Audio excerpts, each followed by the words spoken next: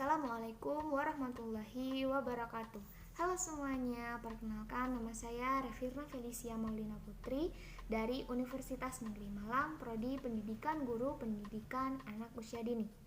Dalam video ini, saya akan membahas mengenai bagaimana upaya orang tua dalam mengajarkan konsep gender pada anak.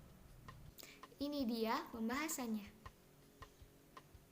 Pendidikan di usia dini merupakan bagian penting dan penentu terhadap tumbuh kembang seorang anak. Yang tidak kalah penting adalah pengenalan konsep gender pada anak sejak dini. Jika jenis kelamin mengacu pada faktor biologis, gender cenderung mengacu kepada perasaan seseorang mengenai jati dirinya sebagai laki-laki atau perempuan. Pendidikan mengenai gender pada anak akan berpengaruh pada masa depan seorang anak.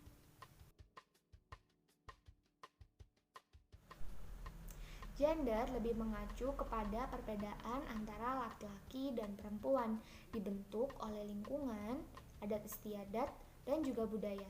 Gender sendiri meliputi sifat, perilaku, peran, tanggung jawab, dan tugas antara laki-laki dan perempuan. Waktu yang tepat untuk mengenalkan kepada anak mengenai gender dimulai ketika seorang anak mengetahui perbedaan jenis kelamin.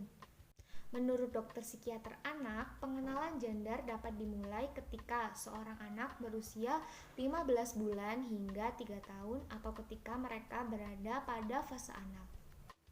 Karena pengenalan gender merupakan hal yang penting, maka dari awal orang tua sebaiknya tidak terjebak dalam stigma yang salah.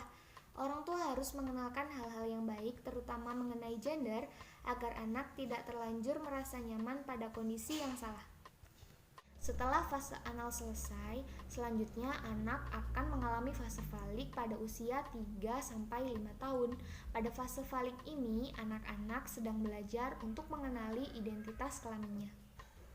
Kemudian pada masa sekolah, usia 6-8 tahun, anak-anak semakin besar. Tentu saja keingintahuan mereka juga semakin besar pula.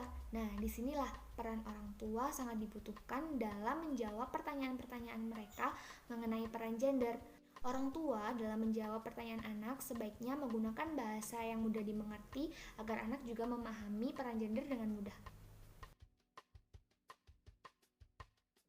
Konsep gender pada anak ada 3 cara.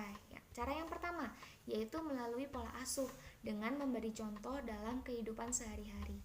Misalnya seperti ada seorang ibu memakai gaun berwarna cerah, warna kuning, warna pink, atau warna ungu, selayaknya seperti anak perempuan. Yang kedua, yaitu melalui buku cerita, misalnya menceritakan peran laki-laki dewasa yang bertugas sebagai kepala keluarga dan harus bekerja untuk menafkahi keluarganya, atau tentang cerita perempuan dewasa yang berperan sebagai ibu rumah tangga sehingga memiliki tugas dalam mengasuh anak dan juga mengerjakan pekerjaan rumah. Cara yang ketiga yaitu melalui permainan. Pengenalan gender secara tidak langsung juga dapat dilakukan melalui permainan.